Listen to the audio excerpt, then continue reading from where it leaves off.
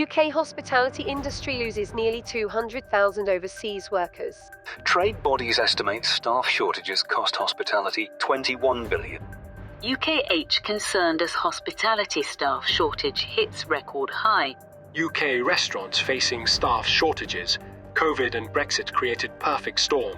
Staff shortages to cost UK hospitality £21 billion. Staff shortage cited as biggest challenge facing hospitality employees. Staff shortages are latest blow to hit struggling hospitality sector. The Great Brexit, pubs and clubs shut down. Number of hospitality venue closures soar sixfold in a year, triggered by EU staff shortages. As we walk down the bustling streets of London, it's hard not to notice the abundance of cafes, restaurants and bars that fill the air with tantalizing smells and the sounds of clinking glasses. But behind the scenes, there is a growing problem that threatens to bring the hospitality industry to its knees: a severe shortage of staff. Where does this crisis come from, and what caused it? As we explore this issue, we'll hear from sommeliers, business owners, and workers themselves as they share their stories and offer insights into what needs to be done to address this growing problem. In the beginning, there was Brexit. Exiting Europe has, without a doubt, had a significant impact on the staff shortage crisis in the UK. This is due to the unique nature of the country.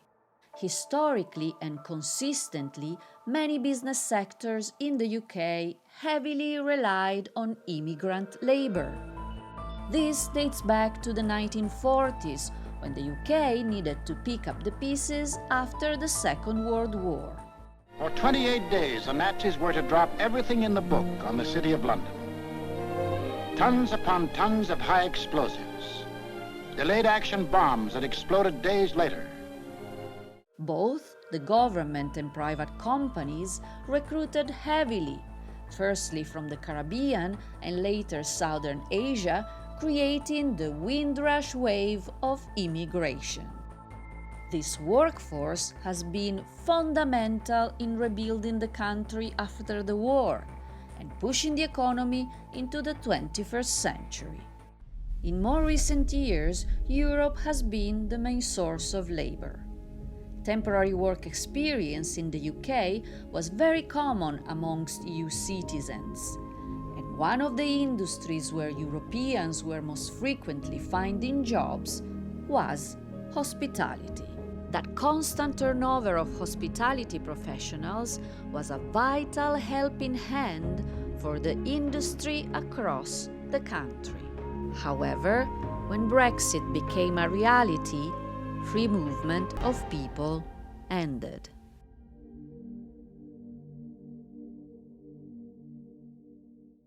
One of the major problems, I think, with the staff shortage is definitely going to be the fact that people are no longer able to anywhere near as fluidly get into the UK to work in hospitality. We have a great deal of overseas workers, especially Europe, working in the UK. A lot of those people have either been driven out due to the restrictions and visa restrictions, but also just haven't been attracted to come back in. Census data suggests that 1 million EU citizens left the UK after 2016, and a good number of them were working in restaurants, bars, pubs, and hotels. About 10 years ago, we opened a little pizzeria in the suburb of London. We started with only a small amount of staff. There was 4 of us. It was working very, very well. Things has changed over the past years, COVID, but especially Brexit. And it did kind of really make an impact. There was a very small team, so 2 of our members of staff has to leave. And unfortunately, it was very, very difficult to keep going in the restaurant. We sold it a couple of years, last year in September. So it's difficult to find the right people. For us, not getting foreign worker, especially, you know, Italian, French, which is the culture of restaurant and hospitality. And it affects not just the staff and the work, it's actually affecting as well the customer, you know, because they're not getting the service they should have. As we know at the moment, we are struggling to find staff. The majority of people that are generally involved in the trade, some of them have decided to move to other jobs, others have left the UK, and it's becoming more and more difficult to find the right candidates that they want to grow within the industry. Because the one that they have remained and they like this job, obviously they're moving on in positions and becoming managers or head of departments. So we really miss the new breed and the commis up to the chef de rangs and people that they want to grow within the industry. So the crisis is there. I believe for different type of trade and different type of jobs, but especially on front and back of house for the Horeca. When I came in the hospitality world in 2017, early 2017, it was very nice and busy and crowded. Everything was pumped out from the suburbs to the central, all over the UK. The hospitality was pushing. Lots of quality, lots of amusement, lots of crafty, everything was great. My restaurant I've had for approximately 5 years. In the beginning, it was fairly easy. You know, I had a lot of, especially Italian workers, European workers, and it was pretty. Getting staff was not difficult.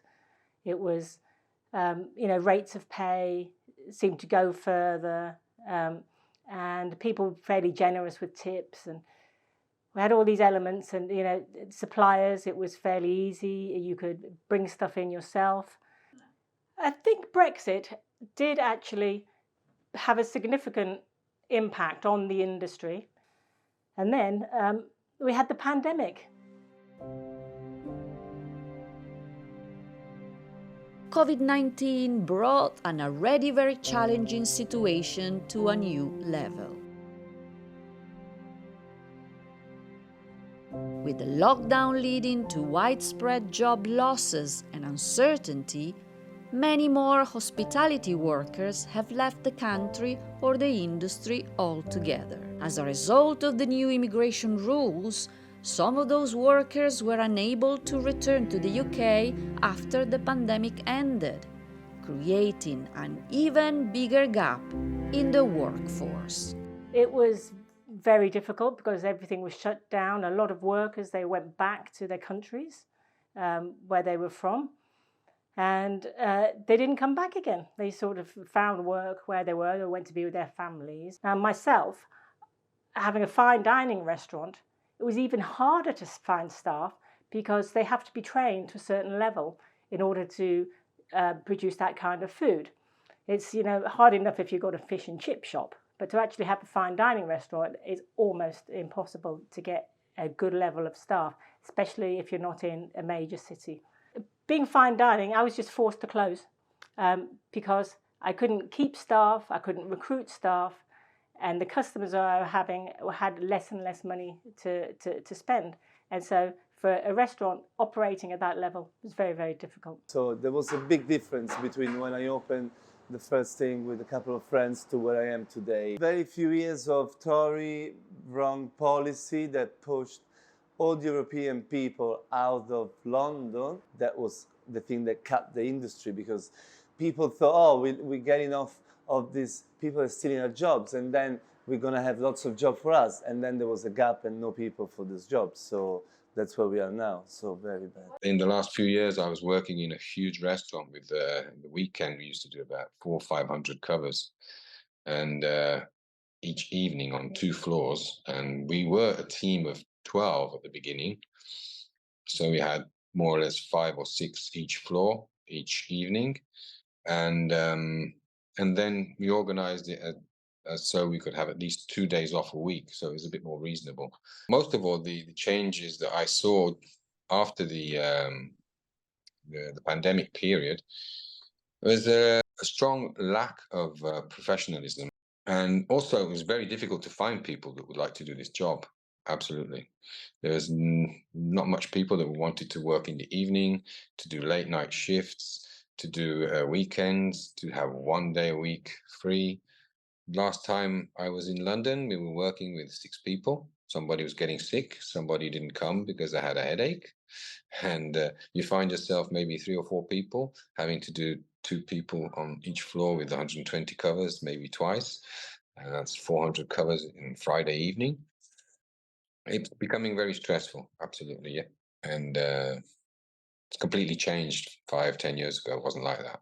During the last year, the cost of living crisis has pushed this critical situation even further, creating extra stress and frustration for the already overworked and under pressure hospitality staff. It's a real problem that I think we need to address pretty soon. Otherwise, there's going to be even more closures, and it's going to be a real pity for not just the owners and the people who work in those restaurants and hospitality sectors, but also the people who go to enjoy them as well. I had a problem the last 2 months. The last 2 months, one of my staff had to go because the rent was too high for him in London.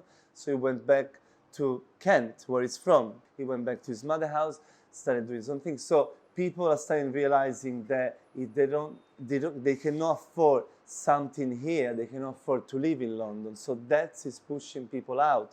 And the pay was a little bit suffering because you have an extremely expensive lifestyle and cost of life in London. Transport is expensive, food is expensive, the rent is expensive. And in the end, I started thinking about coming back to Italy. The quality of life in London in hospitality is a lot stressful. Long hours, long shifts, a lot of pressure, a lot of responsibility. It was a bit too much. In the end, you know, putting everything on a scale, you're saying, well, is it worth it anymore? Because there is a staff shortage, sometimes restaurant has to close maybe 1 or an extra 2 days. And that affects the business, but it does affect the customer as well. There is the service is not the same. There is not the real care for it or the passions as well to be at the table and communicate with customer. It sometimes is very rushed out. It is very difficult. Finding staff, finding reliable staff, finding staff that you can trust, and from day one they will engage where they are, instead of someone that just needs the paycheck and that's it. That's very, very hard. Well, certainly things are getting worse. In the last 6 months, I've heard my friends that are leaving completely London forever. And some people are leaving to do a season, for example, in Ibiza, in Spain, or coming back to Italy. People are looking for something better. They are looking. This shortage is being felt throughout the industry, from high-end restaurants to local cafes, with some businesses being forced to close their doors due to a lack of staff. The few workers that remain are being stretched to their limits, working long hours and taking on extra responsibilities in an attempt to keep up with demand. What are the immediate and long-term solutions to tackle this serious issue? From investing in training and education to improving working conditions and creating special visas, there are solutions out there. But will they be implemented in time to save this vital industry? Obviously, we cannot change what's been done with the Brexit and the COVID. The government should have a system to facilitate for the foreign worker to actually come. But a visa system, I think, would really help. It could be, as long as it's sponsored by the employer, and it would be granted maybe for a year. You have to make sure that it wouldn't be abused, because if it was just sponsored by the employer, they could maybe have that worker there for a year and treat them badly, but they couldn't work for anybody else. So you don't want that to happen. So maybe if it's initially sponsored by an employer, but then it's granted for a certain amount of time, then that worker has the freedom to move from one restaurant to another if they're not suited to that particular restaurant. Just a simple change to the visa applications in being able to come into this country to work, and it is to work. The things that people seem to have a big issue in the UK is people coming to the UK and doing nothing and living on benefits and whatnot. That's not what a lot of people were doing. A lot of people were coming to the UK to work and to contribute to the UK economy, and that is something that people just seem to forget a great deal of, especially when it comes to the hospitality sector. And actually, for the British people enjoying hospitality as a customer, they had no idea how important those visa opportunities and just the fluidity of travel. The government visa, it's not working at the moment for the hospitality industry. That we saw in January, there was shortage of fruit pickers and few sorts of vegetable, and lorry driver, HGV drivers. So that hasn't been addressed properly. It's very difficult at the moment, and we are stuck basically. Unless they change some law, we're going to stay in this limbo for a while. I remember trying to actually recruit for a sommelier, and I got maybe 2 applications, and neither of them had any qualifications in wine whatsoever. They just thought, oh, well, I know a little bit about wine. This then forced me, myself, as the business owner, to go out and train in wine, even though my knowledge was pretty good anyway, I thought, until I started going to wine school. And I realized that I actually didn't know anywhere near as much as I thought I did. And it forced me to then go and train as a sommelier so that I could step in and do 2 jobs. So I could be maitre d' and I could also be sommelier at the same time. So a temporary visa won't do the job. It will help for a little bit, but then you will have even more shortage because you train people and then you let them go. So we need people that can stay here, people that can nurture this country, because it's a country that invests a lot in wine and the spirits and the hospitality industry. Certainly when I was growing up, going through secondary school, we had all these career days and we had all of these things advertised to us. Hospitality was never one of them, whether it be hospitality school, working in pubs and bars, working in high-level restaurants, anywhere along that kind of minimum wage spectrum all the way up to the high earners, none of that was advertised. And that represents hundreds of thousands of jobs in the UK, and I never understood that. I think the government could do something about that to prepare people that want to do this job and, to have this knowledge. There's no other way out of it because, I mean, in England, I've never worked with English sommeliers. I've never worked with British waiters. My experience is that when I'm advertising for waiting staff, 80% will be 16 and 17-year-olds that apply. I think I would like to attract an age group that was maybe in them from their mid-20s onwards. And the reason I'm saying that is catering is a passion. You're either a wine lover or you're a food lover or you're both, and you haven't developed your tastes until at least your mid-20s. So you're not going to have a passion for wine at 16, or very few people will have a passion for food because they haven't experienced it enough in their life to be able to say, this is what I want to do in my life. So some marketing or targeting for people above 25, I think would be quite successful, because at this point, people have finished their university and they know what they're passionate about. It's difficult to get staff and proper skilled worker. It's not, we always think of the restaurant and hospitality, everybody can do this job, but it's not for everybody. It's not for everybody. People has to be passionate. People want to work in this kind of area.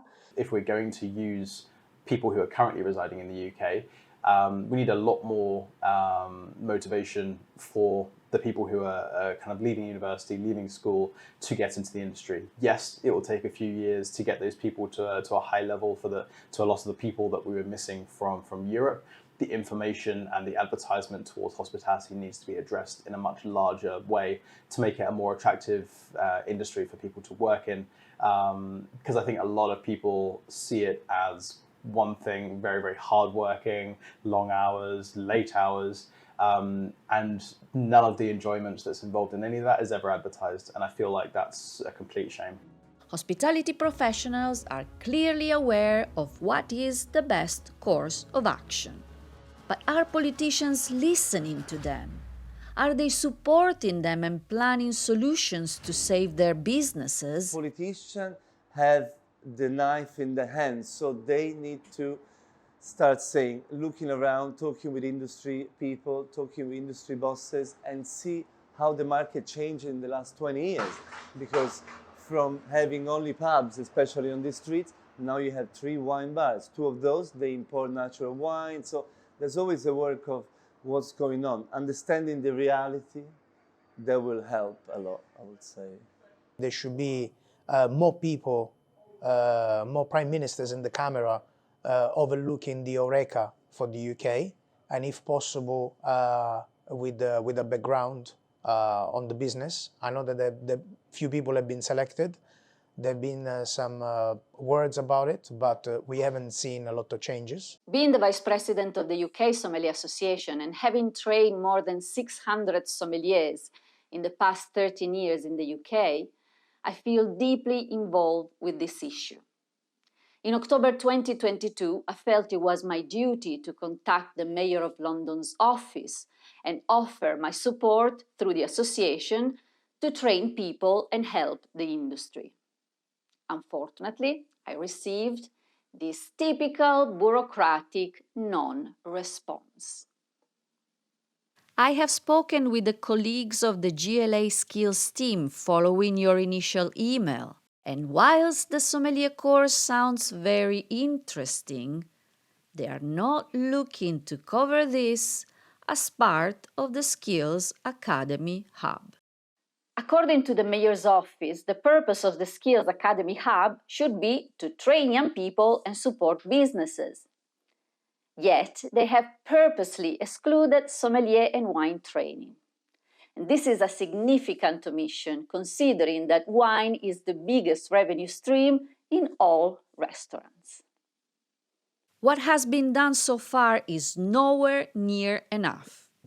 What has been planned for the future will not help or solve this crisis. As individuals, we always struggle to make our voice heard. But collectively, as an industry, we need to ask for change as loud as we can. Right now, the ball is in the government's court.